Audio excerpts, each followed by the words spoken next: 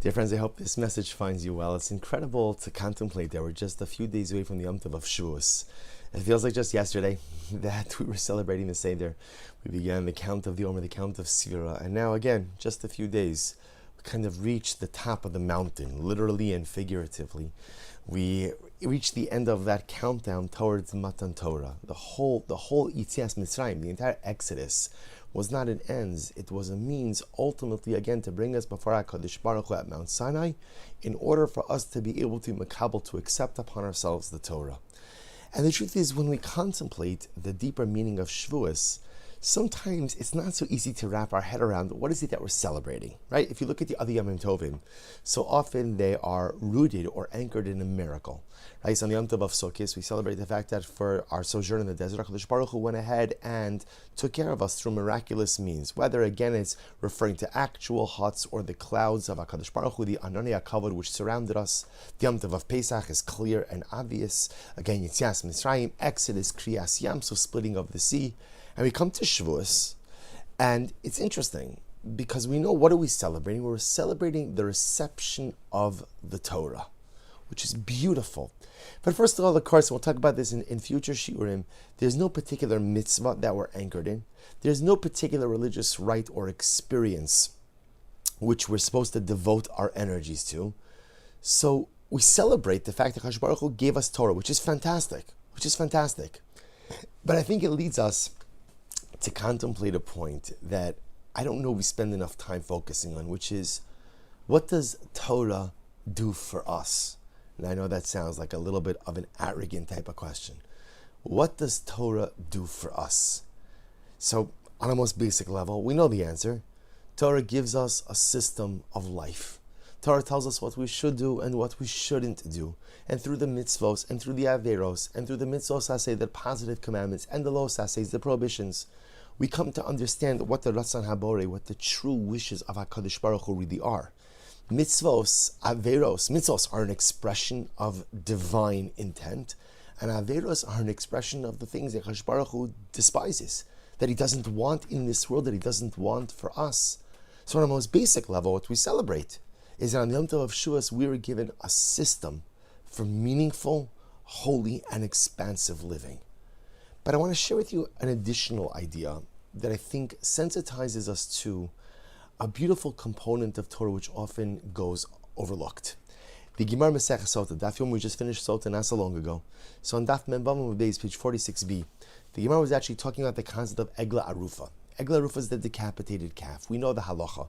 Torah tells us that if you find a person murdered in between two cities, and we don't know again who the murderer was, so we measure the closest city to the corpse, the elders of that city come out, and there's a whole process. And essentially they say, Yadeinu lo shafchu dam zeh.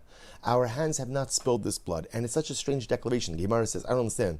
The elders, the tzaddikim of the town, come out and they make a declaration, we didn't kill this guy. The Gemara says, did anyone here think that the elders of the city murdered this guy? That they have to make this declaration of their innocence?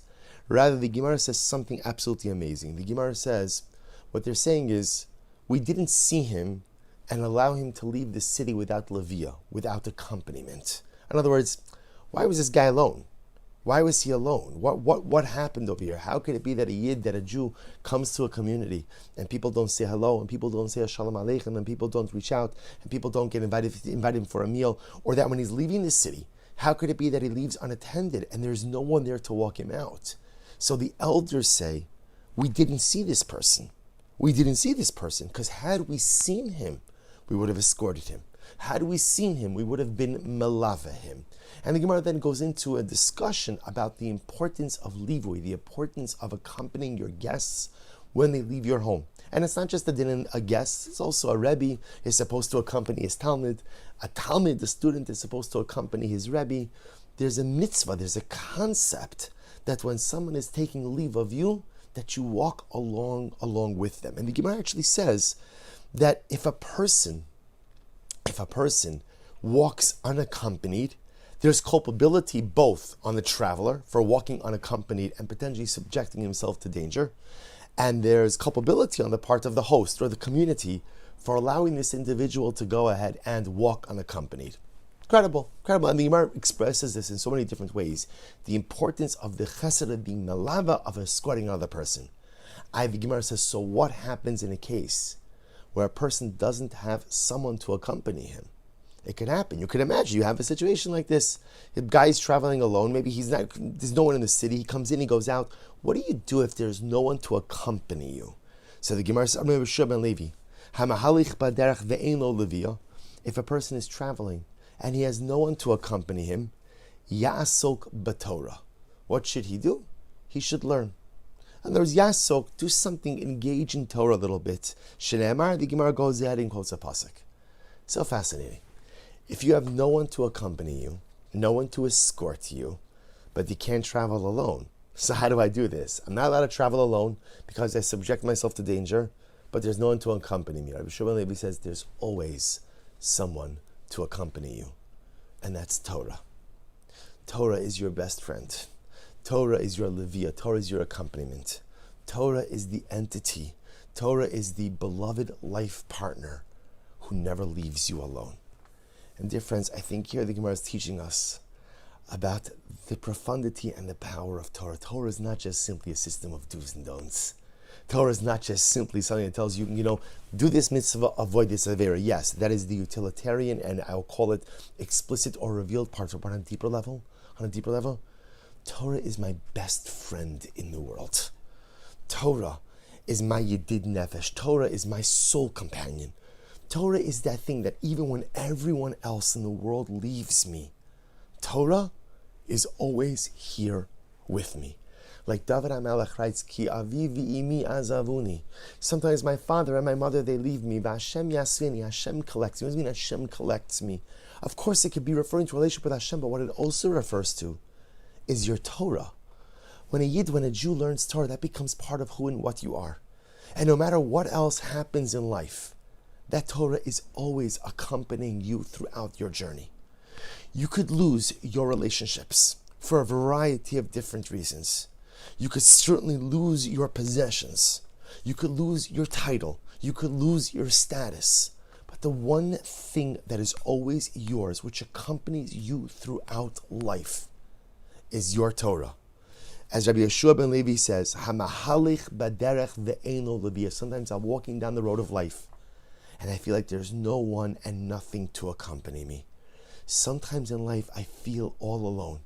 To which Rabbi Yeshua ben Levi says, what do? Yasok b'Torah. You feel all alone. Learn. Because learning creates a kindred companionship with HaKadosh Baruch Hu. Torah creates a connection with the divine. And a Jew who learns Torah never has to be alone.